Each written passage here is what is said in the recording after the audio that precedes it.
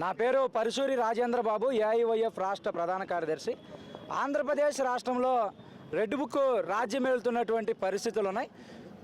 ఎన్నికల హామీలు అమలు చేయమని చెప్పేసి అడిగితే విద్యార్థి యువజన సంఘాల మీద కేసులు పెట్టి పాత కేసులు తిరగదోడి రౌడీ షీట్లు ఓపెన్ చేస్తున్నటువంటి పరిస్థితులు ఉన్నాయి.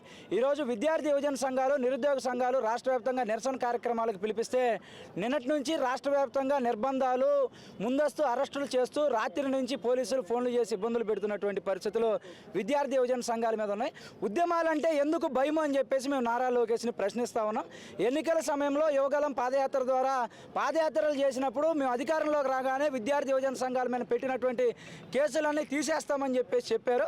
అధికారంలోకి వచ్చిన తర్వాత ఆ కేసులను ఆసరాగా చూపించి ఈరోజు రౌడీ షీట్లు, పీడీ యాక్ట్లు పెట్టి ఇలా విద్యార్థి యువజన సంఘాలను భయపెట్టాలని చెప్పి చూడడానికి మేము అఖిల భారత యువజన సమైక్య ఏఐవైఎఫ్గా, విద్యార్థి సమైక్య ఏఐఎస్ఎఫ్గా తీవ్రంగా వ్యతిరేకిస్తా ఉన్నాం. ఇప్పటికైనా కేసులను వెనక్కి తీసుకోవాలని, లేని పక్షంలో రాష్ట్ర వ్యాప్తంగా విద్యార్థి యువజన సంఘాల ఆధ్వర్యంలో చెలో ముఖ్యమంత్రి క్యాంపు కార్యాలయాన్ని కూడా ముట్టడించడానికైనా సిద్ధంగా ఉంటామని తెలియజేయడంతో పాటుగా రానున్నటువంటి రోజుల్లో విద్యార్థి యువజన సంఘాల ఆధ్వర్యంలో ఎన్నికలుగా ఇచ్చినటువంటి హామీల అమలు కోసం ప్రశ్నిస్తూనే ఉంటాం. ప్రశ్నించే గొంతులు ఎంత నొక్కాలని చూస్తే అంత ఎక్కువ ప్రశ్నిస్తామని కూడా నారా లోకేష్కి హెచ్చరిక జారీ చేస్తూ ఉన్నాం.